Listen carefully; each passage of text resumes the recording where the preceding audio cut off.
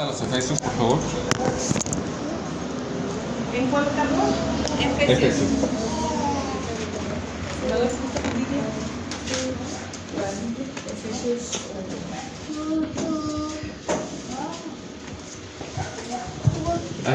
Y antes de entrar en lectura, quiero recapitular lo que hemos visto hasta hoy. Dios, solo porque así lo quiso, nos eligió desde antes de la fundación del mundo. Nos eligió y nos predestinó para ser adoptados hijos suyos.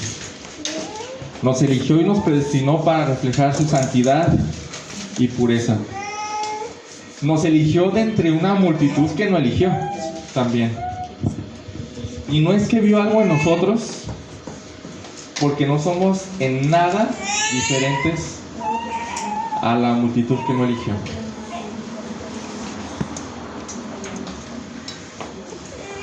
Su elección no se basó en nosotros,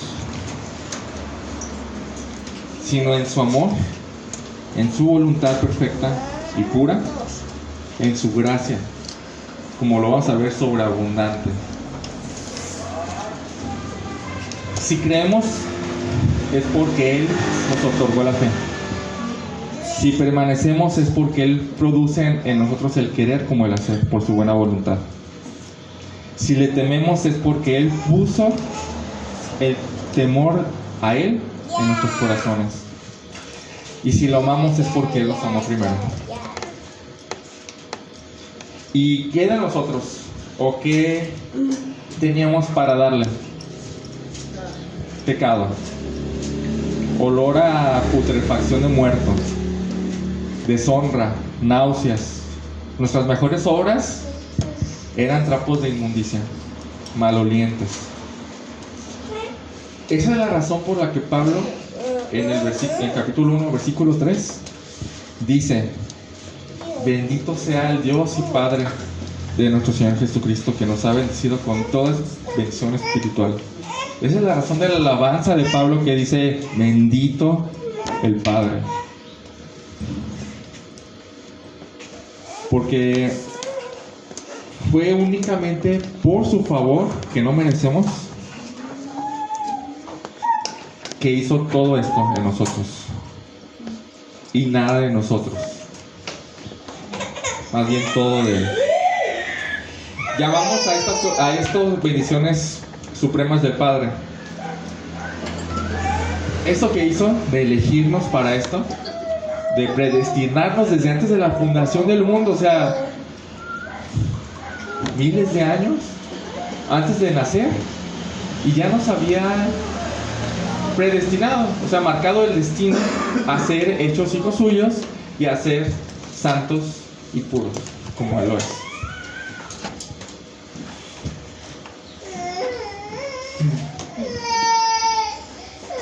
Pero ahí no se detienen las bendiciones espirituales de las que habla el versículo 3. Hoy vamos a conocer las bendiciones supremas del Hijo, Jesucristo. 2.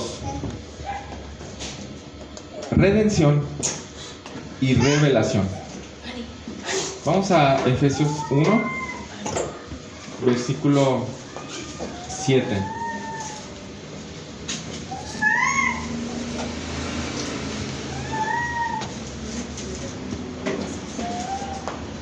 Dice: en quien tenemos, dice, cuando se refiere a Cristo, en Cristo tenemos redención por su sangre, el perdón de pecados según las riquezas de su gracia, que hizo sobreabundar para con nosotros en toda sabiduría e inteligencia, dándonos a conocer el misterio de su voluntad, según su beneplácito, el cual se había propuesto en sí mismo de reunir todas las cosas en Cristo en la dispensación del cumplimiento de los tiempos, así las que están en los cielos como las que están en la tierra. Padre, venimos hoy ante ti, Señor, para que nos ayudes a entender estas cosas, Señor. Venimos porque, como hoy lo han dicho muy bien, dependemos de ti, Señor. Dependemos de que tú nos ilumines, dependemos de que tú abras nuestro entendimiento para entender las cosas. Y en cuanto tengamos el entendimiento y entendamos, te vamos a glorificar, Señor, porque estas cosas son grandes más de lo que imaginamos, Señor, o más de lo que alguien pudiera imaginar. Y te doy gracias de antemano por estas bendiciones tan gigantes, Señor. En el nombre de Jesús, amén. Amén. Bueno, vamos a entrar de lleno con la primera de estas dos bendiciones. Pues vamos a ver hoy la redención y la revelación. Dice versículo 7: en quien tenemos redención por su sangre, el perdón de pecados. En Cristo tenemos redención por su sangre. Y damos gracias a Dios por ello, ¿no? Pero ¿qué significa redención? ¿Qué significa eso? ¿En el versículo 7? Versículo 7. Tenemos redención por su sangre. ¿Qué significa redención? No es una palabra que usemos, ¿verdad? No es que diga, hoy me redimieron. No la hacemos. ¿Qué significa redención? Aquí dice otra. ¿Es Efesios 1, verdad? Esa es una traducción que se llama Nueva Traducción Viviente. ¿Qué dice? Dice: Dios es tan rico en gracia y bondad. Sí. 1:7. 1:7. ¿Lo puedes leer completo? Dice: Dios es tan rico en gracia y bondad que compró nuestra libertad con la sangre de su Hijo y perdonó nuestros pecados. Ok. ¿Qué es redención? La Dios nos justifica a través de su Hijo Jesús. Hay muchos términos que están ligados pero no significan lo mismo. Justificación significa diferente a redención. ¿Qué significa redención? Redención es como rendición o rendirse. No. Como Volver a hacerla Tampoco. O sea, como volver a hacer esa conexión con el Como Padre. reconciliación. Ajá, como hacer esa reconexión con el Padre. También tiene algo que ver la reconciliación, justificación, adopción. Todas esas cosas tienen que ver porque están unidas en un solo acto que hizo Jesucristo. Mas no es lo mismo. Bien. La redención, como lo dice la Nueva Traducción Viviente, es la liberación. ¿Cómo lo puedes volver a leer, Dante, por favor? Dice: Dios es tan rico en gracia y bondad que compró nuestra libertad por la sangre de su Hijo, perdonó nuestros pecados. Ahí está. Comprar la libertad. Eso es redención. Redención es la liberación de la esclavitud mediante el pago de un precio. Eso es. Bueno, ¿y cómo se aplica esto a lo que Cristo hizo por nosotros? Voy a leerlo un poquito más amplio. La redención es el acto de Dios por el cual Él mismo paga como rescate el precio del pecado que ha ultrajado su santidad. Bueno, entonces está el tema del pecado. El pecado podemos definirlo básicamente como desobediencia a Dios. Cuando Adán desobedeció a Dios al comer del fruto que Dios le había dicho no comas, el hombre se corrompió hasta la médula, hasta su corazón, que es el centro de todo lo que él es. El pecado se instaló en el corazón humano como un amo. El hombre se hizo esclavo del pecado. El pecado es un esclavo tirano y engañador. Un amo, ¿no? Un amo, ¿sí? Tirano porque te está obligando siempre a hacer lo que él quiere. Y engañador porque te hace pensar que tú lo quieres.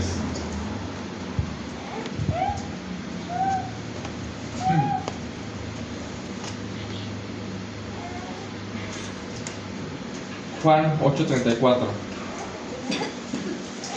Creo que lo conocen, ¿no? ¿Quién lo quiere leer?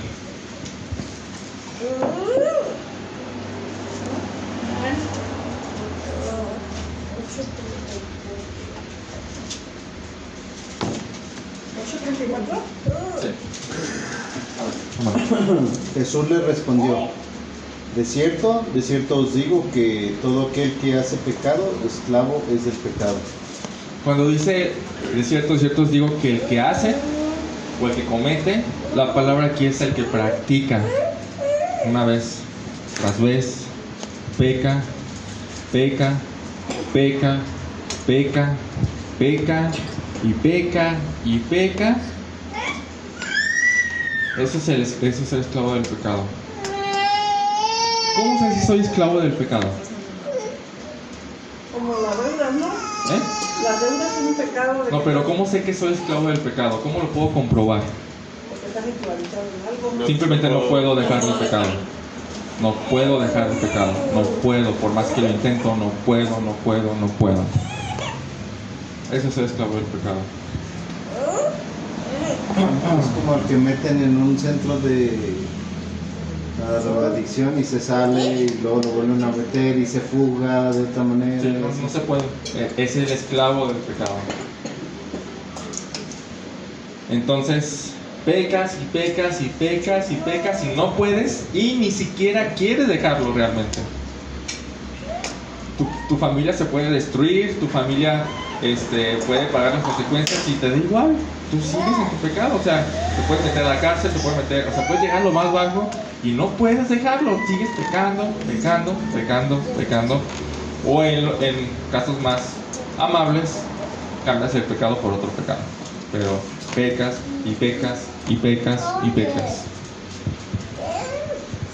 hasta que Cristo te redime. Eso es la redención. Él rompe las cadenas que te tenían atado. Te libera, pero no es una liberación así nomás, ya lo he compartido antes.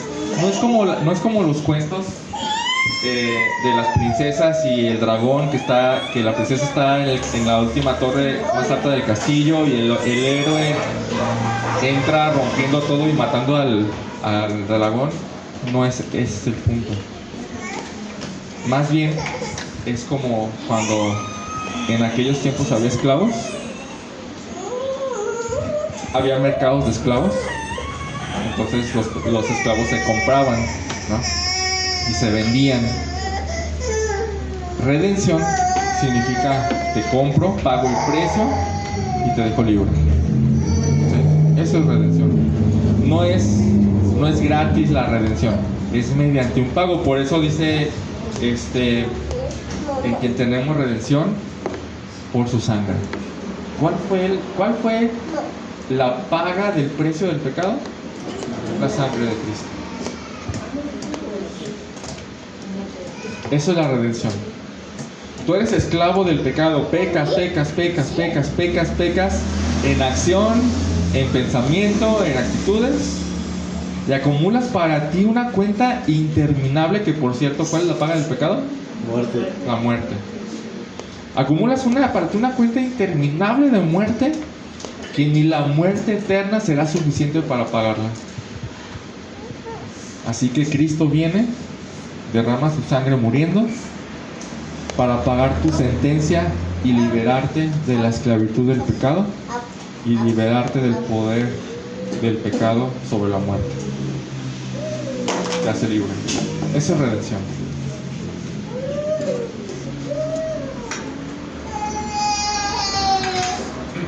Cristo agarra esa cuenta, todo lo que hacemos. Si se acuerdan en Apocalipsis, ¿no? Que en Apocalipsis 20 dice que los libros fueron abiertos y las personas fueron juzgadas por las cosas que había en esos libros. ¿Se acuerdan? ¿Qué es ese libro? Es el registro. ¿Cómo se dice? El registro preciso de cada pensamiento, acción, actitud pecaminosa que tenemos contra Dios. Es un acta que dice, por esto no es injusto que te mande al infierno, porque mira, cuando la gente esté ante Dios, la gente no va a tener nada que decir, porque va a ver todo lo que hizo. Sin embargo, Jesús lo que hace es agarrar esa cuenta, ese libro, esa acta de decretos que tenían en nuestra contra, la clava en la cruz y cancela nuestra deuda de muerte. Colosenses 2, 13, 14.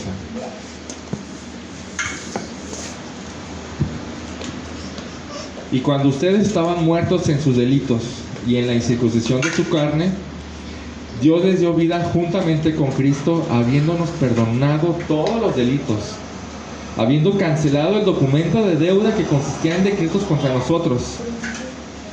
Ese documento nos era adverso, dice, y lo ha quitado de medio, clavándolo en la cruz. ¿Y tú hiciste algo para merecer esto? No, eso es lo más increíble. Eso es lo que significa gracia. Exactamente eso. De hecho, es demasiada gracia. Demasiado favor para con nosotros. ¿Y por qué lo hace? Sigue diciendo el versículo 7. En quien tenemos redención, esa liberación del pecado, de la esclavitud del pecado, por el precio de su sangre. El perdón de pecados, esa cancelación de la deuda que teníamos con Dios, que nos iba a llevar a la muerte eterna, según las riquezas de su gracia. Lo hace porque Él es rico, tremendamente rico. ¿Qué tan rico en gracia es Cristo?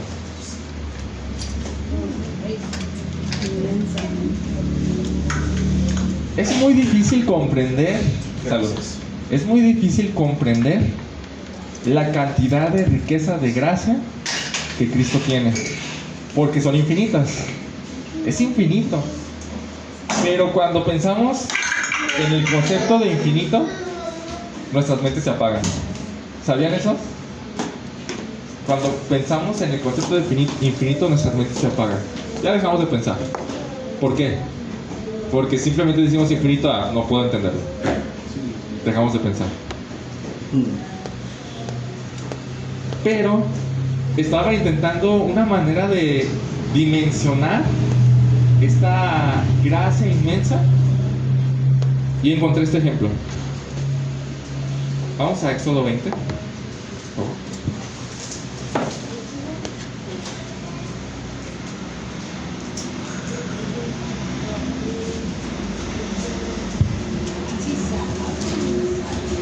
Éxodo 20. ¿Éxodo 20 qué? Del 4 al 6. ¿Quién quiere leerlo?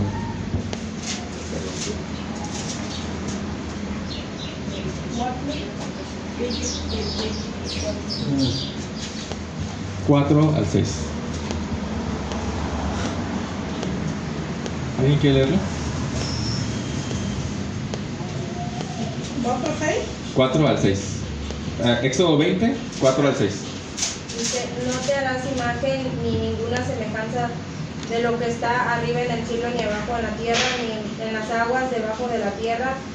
No te inclinarás a ellas ni las honrarás, porque yo soy Jehová tu Dios fuerte y celoso, que visitó la maldad de los padres sobre los hijos, hasta la tercera y la cuarta generación de los que me aborrecen.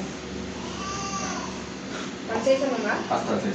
Y hago misericordia a millares a los que me aman y guardan mis mandamientos. Bien. ¿Qué pasa con los idólatras? Castiga, cuando dice visita la maldad, es castigo la maldad, castigo la iniquidad de los padres sobre los hijos, hasta la tercera y cuarta generación de los que me aborrecen, ¿no? Las dichosas maldiciones generacionales, sí, famosas por cierto. Pero dice, muestro misericordia a millares. Vamos adelante. Ya se nota. Bueno, en la Nueva Traducción Viviente lo dice así: castigo la maldad de los hombres hasta la tercera y cuarta generación de los que me aborrecen, pero derramo amor inagotable, gracia y misericordia por 1000 generaciones sobre los que me aman y obedecen mis mandamientos. Estamos hablando de la gente hace mucho alboroto por esas maldiciones generacionales, ¿no? Es como, y empieza, ay no, la maldición generacional. No, cállate. Tu abuelito. Así tu abuelito pecó, no. Cállate, o sea, es hasta la tercera y cuarta generación. ¿Cuántas generaciones tiene para dar gracia? Hasta 1000 generaciones, que no son 1000, es un número representativo de una cantidad extrema. Se supone que Cristo rompe con todas esas generaciones atrás, pero una vez que entra Cristo, la bendición es hacia adelante, pues hacia la...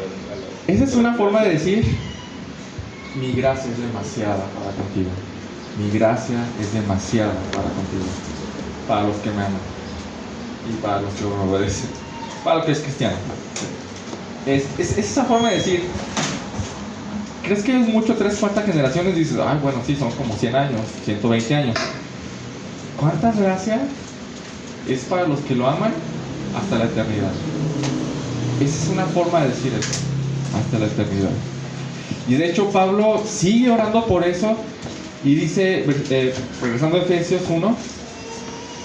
Carlos, yo tengo una dudita ahí, pero de generaciones, esa generación, yo, ignorantemente, ¿verdad? Yo tengo esa duda. Si esas personas no conocen a Cristo, ¿siguen generación sobre generación en la religión o cómo? Porque no conocen a Cristo, pues. Sí. Hasta que conocen a Cristo, aquí acabó y seguimos, como dice el hermano, seguimos de nuevo. Sí. Es muy relativo, porque ¿cuál es la maldición peor que Dios puede hacer a alguien? No conocen. No, que no lo conozcan a Cristo. Entonces, así está, simplemente. Efesios 1:18 dice: mi oración es que los ojos de su corazón les sean iluminados para que sepan, fíjense bien, para que sepan tres cosas. ¿Cuál es la esperanza de su llamamiento? ¿Cuáles son las riquezas de la gloria de su herencia de los santos? ¿Y cuál es el poder que tiene Dios para con nosotros?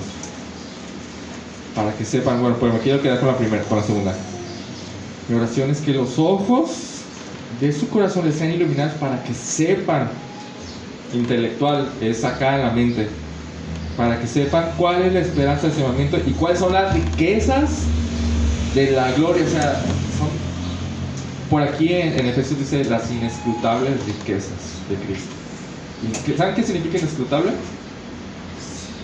No se puede entender cuánto. Es demasiado. Y en capítulo 3 dice, versículo 14: por esta causa doblo mis rodillas ante el Padre de nuestro Señor Jesucristo, de quien toma nombre toda familia en los cielos y en la tierra, para que os dé otra vez, conforme a las riquezas de su gloria, el ser fortalecidos con poder en el hombre interior, para que habite Cristo por la fe en vuestros corazones, a fin de que, arraigados y cimentados en amor, ahí está, aquí viene lo bueno, sean plenamente capaces de comprender. ¿Qué es aquí? Necesito entender lo mejor que pueda. Entre más entienda, mejor. Comprender con todos los santos cuál es la anchura, la longitud, la profundidad y la altura, y de conocer el amor de Cristo. ¿Cuánto tiene Cristo para nosotros? Sus riquezas son demasiadas. Ni nos lo podemos imaginar.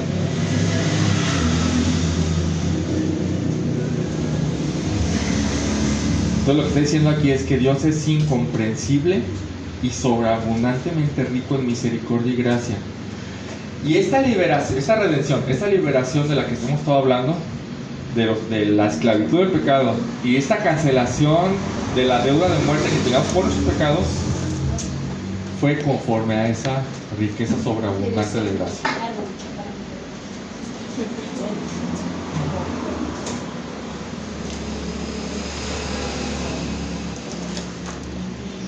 Esa gracia es el favor que no merecemos, un favor hacia nosotros que no merecemos, pero que ha derramado sobre nosotros abundantemente, abundante. Y mi pregunta es, ¿cómo te hace sentir eso? Saber que tú no hiciste nada para salvarte. O sea, te eligió desde antes de la fundación del mundo. ¿Tú dónde estabas? ¿No? Y pagó el precio con la cosa más valiosa que ha existido en todo el universo, que es la sangre de Cristo. ¿Y tú dónde estabas? ¿Sí me explico? ¿Cómo les hace sentir eso? Y gracia, más favor, y dices, pues yo no hice nada. Yo no hice nada para merecer esto. ¿Cómo te hace sentir? Es como un maremoto a la orilla del mar. ¿Se han visto esos videos de los maremotos que, o tsunamis, ¿no? Que está a la orilla del mar y simplemente el agua viene y se ve una olita pequeña, ¿no? Se ve pequeña. Pero simplemente es agua tras agua, y cuando piensas que va a parar, no para. Simplemente sigue y se lleva todo lo que hay en su paso. Hasta va aumentando el agua y lleva más agua. Así me hace sentir esto, es como... Y no para ahí, realmente no para ahí. La bendición de su Hijo no se detiene ahí. Digo, con esto nos daríamos, con librarnos del infierno, con saber que somos adoptados hijos suyos, saber que su propósito final es que nosotros seamos santos y sin mancha, puros como Él lo es. Y aparte pagó el precio que nosotros, o sea, ¿por qué lo hizo? Pues porque es rico en misericordia, porque pagó el precio. Y digo, con eso me doy, ¿no? O sea, ya me libré y voy a estar con Él. Pero sus riquezas no se detienen ahí. No se detienen ahí.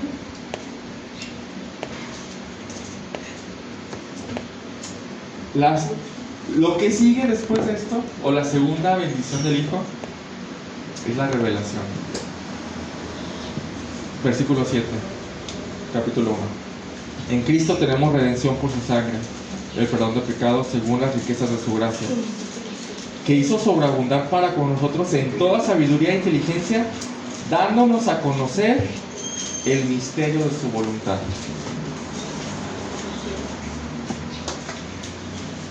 Y dices, ¿qué significa eso, no? Mediante su gracia sobreabundante nos llena la mente de sabiduría y discernimiento para entender el misterio de su voluntad. Un plan oculto que no se reveló antes, pero que ahora en Cristo ha sido revelado. Y dices, ¿qué significa eso? Digo, ¿ya lo habían escuchado? El misterio, ¿no? El plan oculto del Señor. Sigue con la idea de las inmensas riquezas de su gracia. Dice, según las riquezas de su gracia, quiso sobreabundar para con nosotros en toda sabiduría e inteligencia, dándonos a conocer, ¿qué? El misterio de su voluntad.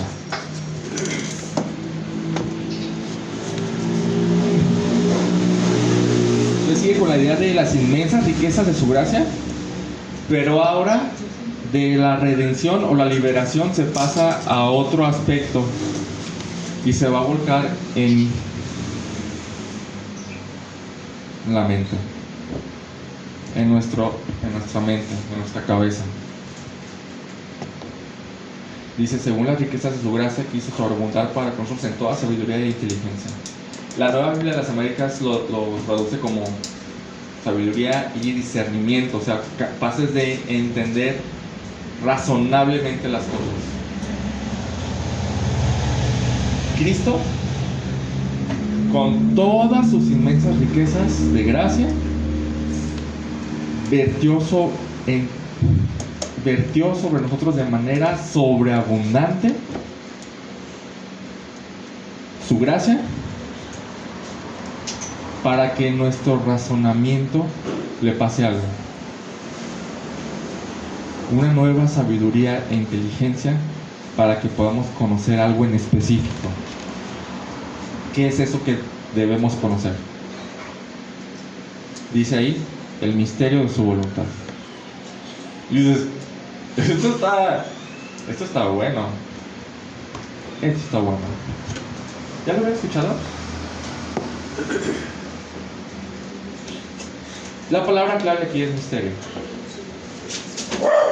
Y no es una palabra superficial en esta carta. Se menciona 6 veces en esta carta el misterio de los misterios. Un misterio, dices que es un misterio. Si lo buscamos en el diccionario la palabra misterio, ¿qué puede significar? Algo que no se conoce. Algo que no se conoce, Algo oculto. algo oculto, algo que no tiene explicación, algo secreto, algo que no se puede comprender ni explicar. Pero cuando los autores bíblicos la usan, de hecho es lo contrario. Es precisamente lo contrario. Aquí dice, dándonos a conocer. ¿Ya vieron? Ahí está la palabra clara. Él nos, mediante su sobreabundante gracia, nos dio a conocer algo que estaba oculto. ¿Sí?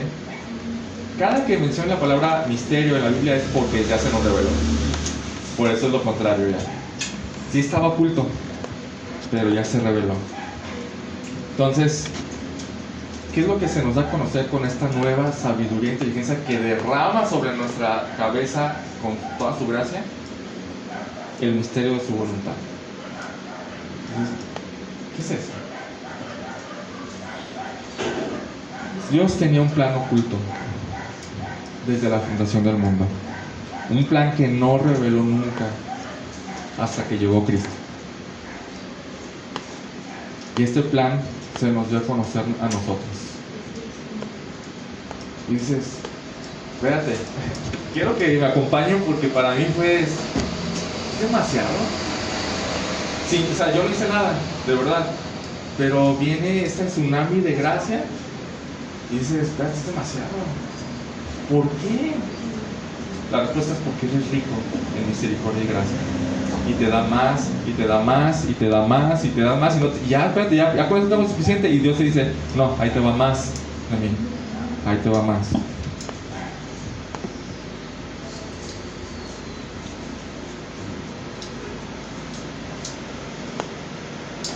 Bueno, entonces Dios nos da a conocer este plan. Y me surgió una pregunta. El conocer el plan, bueno, dado que la gracia o ese favor que tiene hacia nosotros es de beneficio para mí, este plan que viene de su gracia, la revelación de este plan, ¿qué beneficio tiene para mí? ¿No? Pero vamos a contestar esa pregunta después, porque lo primero que quiero entender es ¿cuál es este plan? No sé, ¿de qué estamos hablando, no? Sigue diciendo, versículo 9.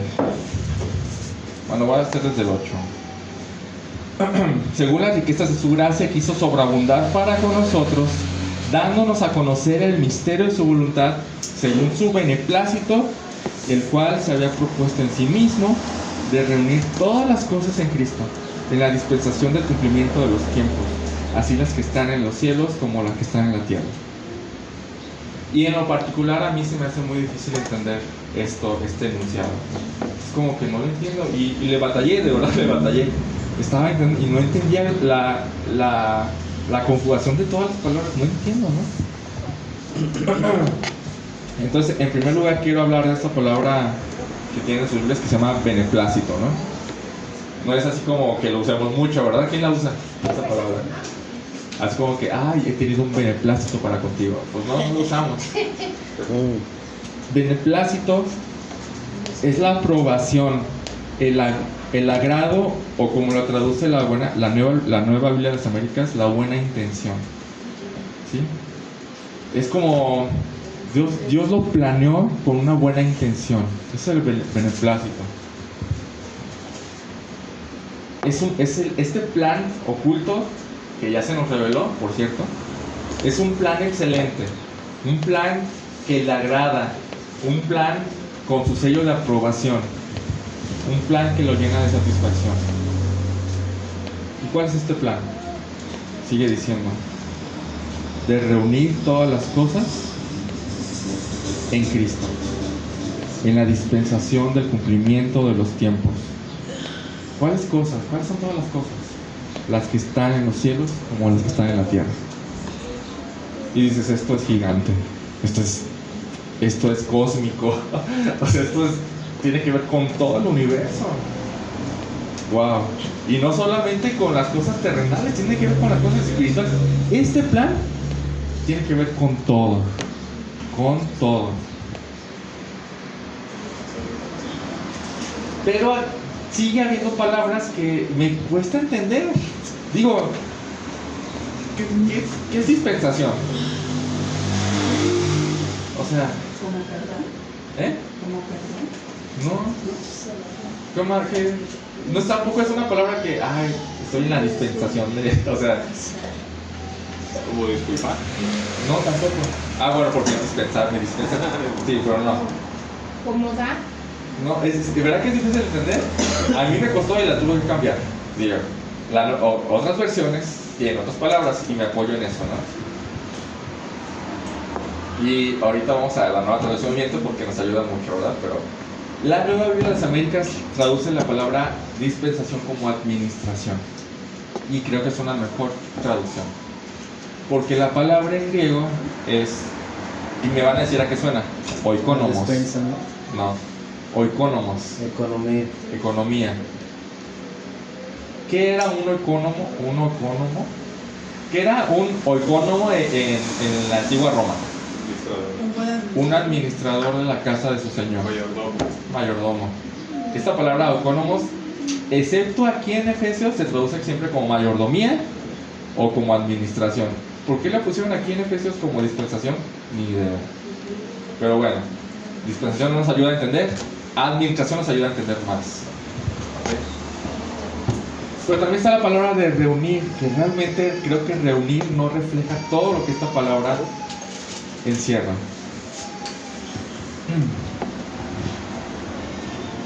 La palabra reunir se significa o se puede traducir así: sumar bajo una cabeza. Sumar cosas bajo una cabeza. ¿Ok? O sea, las cosas se están reuniendo bajo Cristo. ¿Qué dice la nueva traducción viviente? Dante. ¿En qué versículo? En el versículo 10. Desde el 9. 9 y 10, por favor. Porque dice del 1, ¿verdad? Sí. Dice, ahora Dios nos ha dado a conocer su misteriosa voluntad respecto a Cristo, la cual es llevar a cabo su propio buen plan.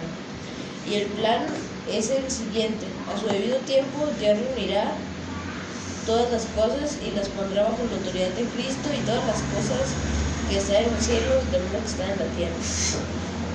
Le recomiendo la nueva traducción viviente también. Digo, todas tienen sus fallas, ¿verdad? Pero de repente la nueva traducción viviente nos ayuda a entender un poquito más. La nueva traducción viviente lo traduce no solo reunir, sino reunir todas las cosas bajo la autoridad de Cristo. ¿Sí? Entonces, tenemos esta palabra, dice el versículo: pues se había propuesto en sí mismo con su beneplácito, o sea, con su buen plan, o con su agrado, o con su sello, reunir todas las cosas en Cristo en la dispensación del cumplimiento de los tiempos, así las que están en los cielos como las que están en la tierra. Pero está difícil de entender, entonces vamos a hacerlo más sencillo.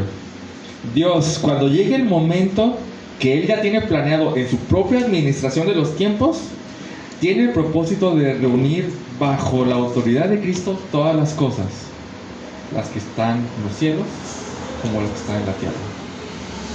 Estamos avanzando, ¿no? Ya estamos entendiendo más. Bueno, ya entendemos el pasaje, pero ¿qué significa eso? ¿Qué significa que Dios va a reunir todo bajo la autoridad de Cristo? Todas las cosas, las que están en los cielos como las que están en la tierra. ¿Qué significa eso? Él va a ser un gobernante soberano. Gobernante soberano. Sobre todo. Sobre todo. Y creo que el pasaje que mejor refleja esto es Filipenses 2. Vamos allá.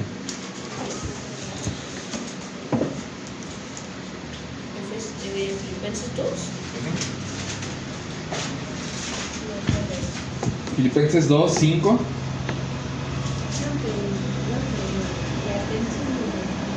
Dice, haya pues en ustedes esta actitud que tuvo Cristo Jesús, que también hubo en Cristo Jesús.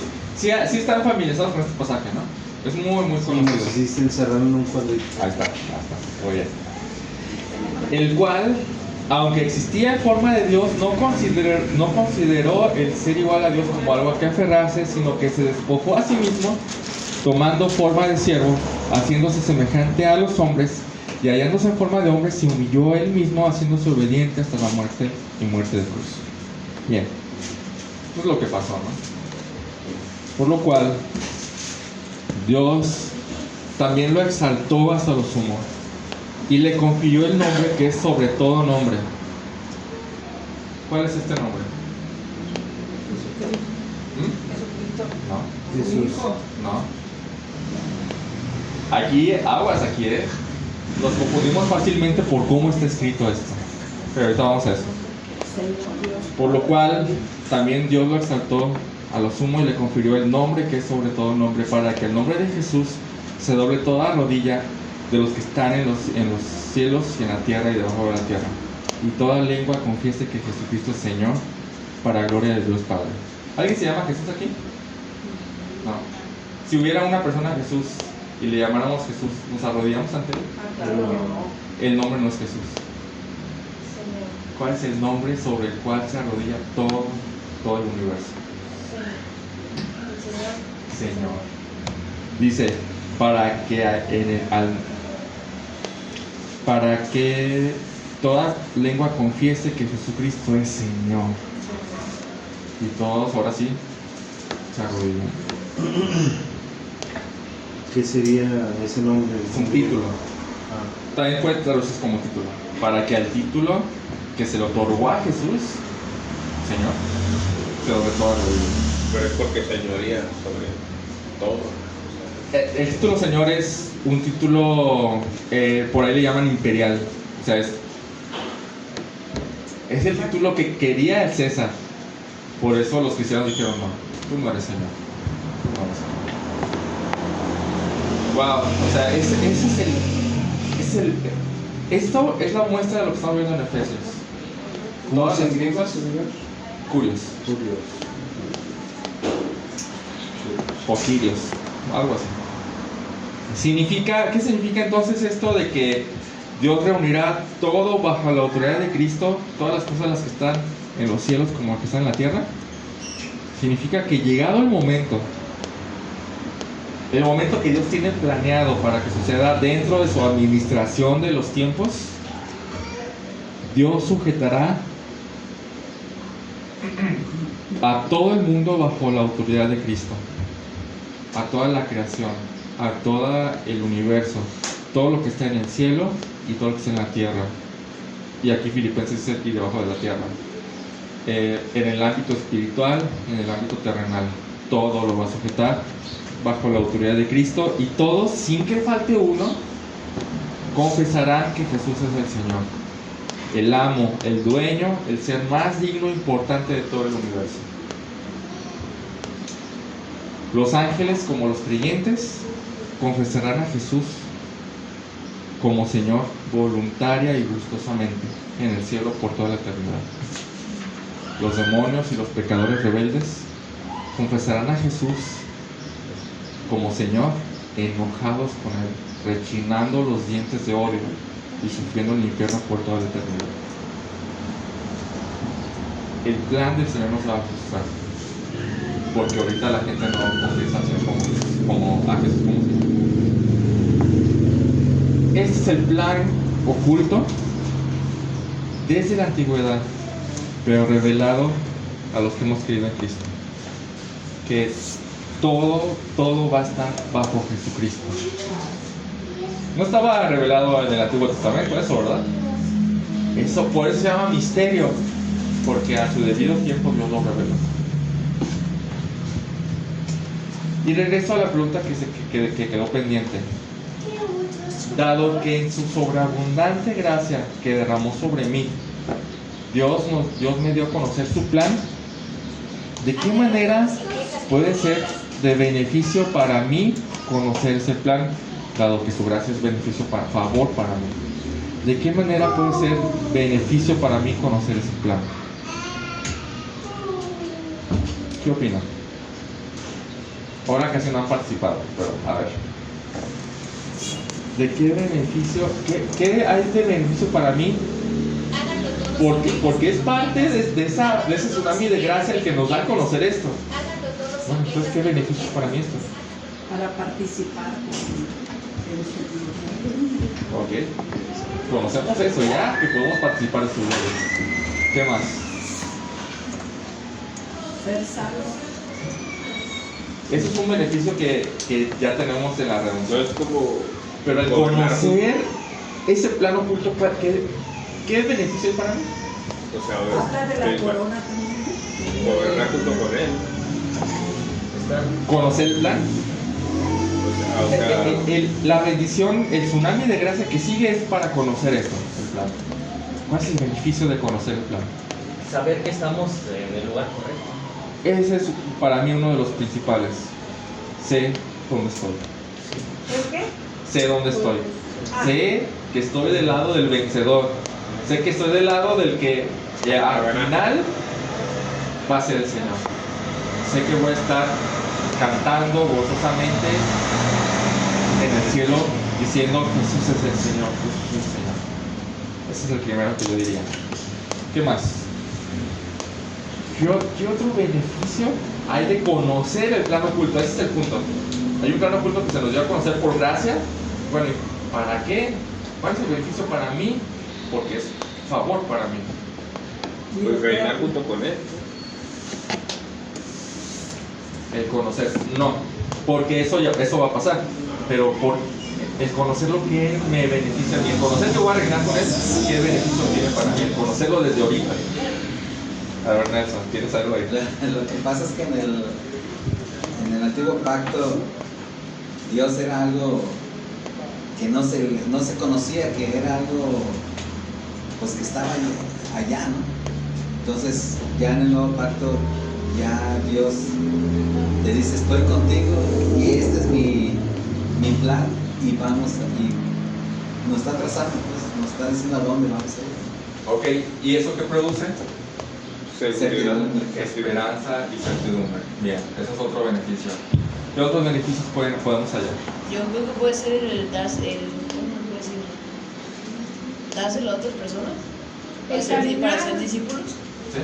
Muy bien, sí. El saber hacia dónde vamos, ¿Sí? tener ya la ruta, el camino, Él ya nos los enseñó y hacia allá vamos. Sí, es lo que mencionaba Nelson. O sea, gracias a que ya conocemos hacia dónde vamos, es ok, entonces voy por ahí, voy bien. Pero también Y es nos alineamos a no desviarnos hacia bueno, otro lado.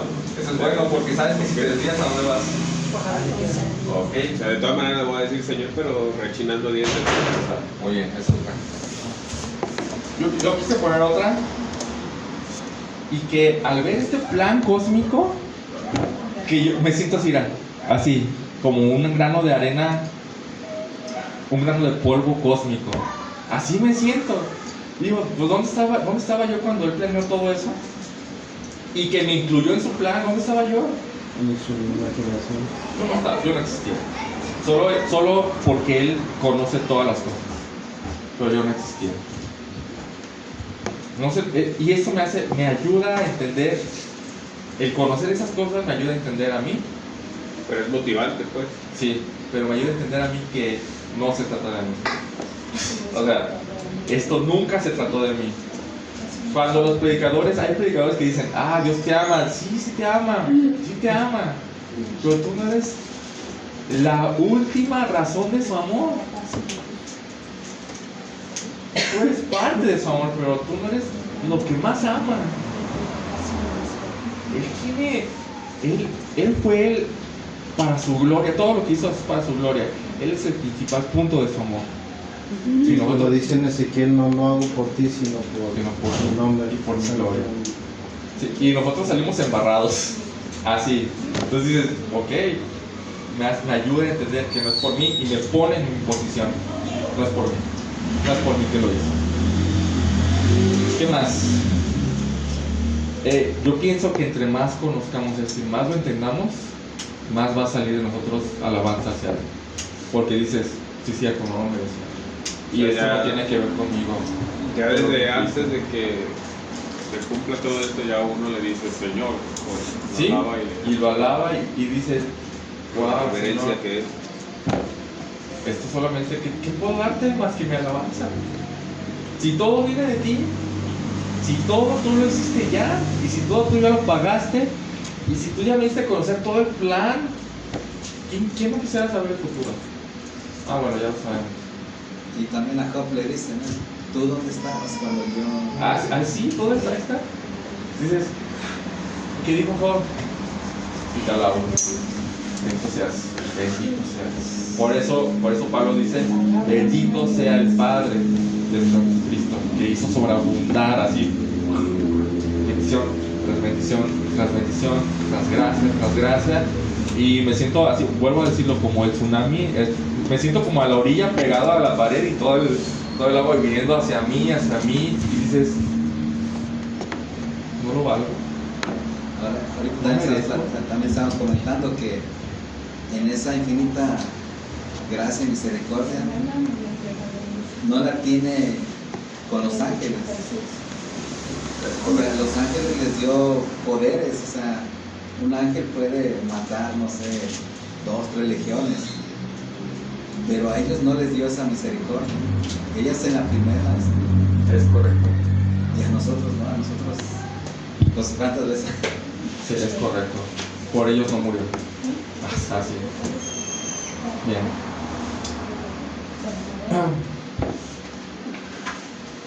¿Cómo nos hace sentir eso? Quiero quedarme aquí. ¿Cómo me hace sentir eso? Tan llenos de gracia, tan llenos de amor. Estamos unidos a Él, no por mí, sino porque Él me dio fe, Él me predestinó, Él me eligió, Él hizo su transacción de la sangre y la paga del pecado. Él fue allá por su sobreabundante gracia que estoy unido a Cristo. Es todo. Ya para concluir, sé que es complejo esta sección, pero quiero leerlo nuevamente, estos versículos, pero de una manera que podamos entenderlo mejor. En Cristo tenemos liberación de la esclavitud del pecado mediante su sangre, que fue el pago. Y también tenemos la cancelación de la deuda de muerte que teníamos por el pecado. Dios es incomprensible y sobreabundantemente rico en misericordia y gracia. Esta liberación de la esclavitud del pecado y de la cancelación de la deuda de muerte fue conforme a estas riquezas inmensas de gracia que no merecemos, pero que ha derramado sobreabundantemente sobre nosotros. Pero su inmensa gracia y sus inmensas riquezas no se detienen ahí, sino que también mediante esa gracia superabundante nos llena la mente de sabiduría, inteligencia y discernimiento para entender el misterio de su voluntad, un plan oculto que no reveló antes, pero que ahora ha revelado en Cristo. En ese plan perfecto y buen plan, el cual está totalmente aprobado por Él y lo llena de satisfacción, Dios, cuando llegue el momento adecuado que Él ya tiene planeado en su administración de los tiempos, tiene el propósito de reunir todas las cosas bajo la autoridad de Cristo, las que están en los cielos, ángeles, galaxias, es todo lo espiritual, demonios, hasta lo que está en la tierra, gente rebelde y creyente. Todo lo va a reunir bajo la autoridad de Cristo. Y Señor, Padre, te quiero dar gracias por esto tan grande, Señor. Eso tiene que ver con el comienzo y con el final de todo. Tiene que ver con Dios y la eternidad. Y yo figuro en este plan cósmico eterno, y me siento tan fuera de lugar y tan pequeño. Me siento como una basura en el mar de gracia, Señor, llevado de un lugar a otro, pero en ti somos valiosos nada más porque tú moriste por nosotros. Te ruego, Señor, te ruego como te ruega Pablo, nos ayudes a entender cada día mejor estas sobreabundantes riquezas de tu gracia. Y gracias por redimirnos, por perdonarnos, por liberarnos de la esclavitud del pecado, cancelar esta deuda que nos llevaba a la muerte eterna. Y gracias por revelarnos el misterio de tu voluntad, este plan oculto, pero que ahora lo conocemos. Gracias, Padre. En nombre de Jesús. Amén. Amén.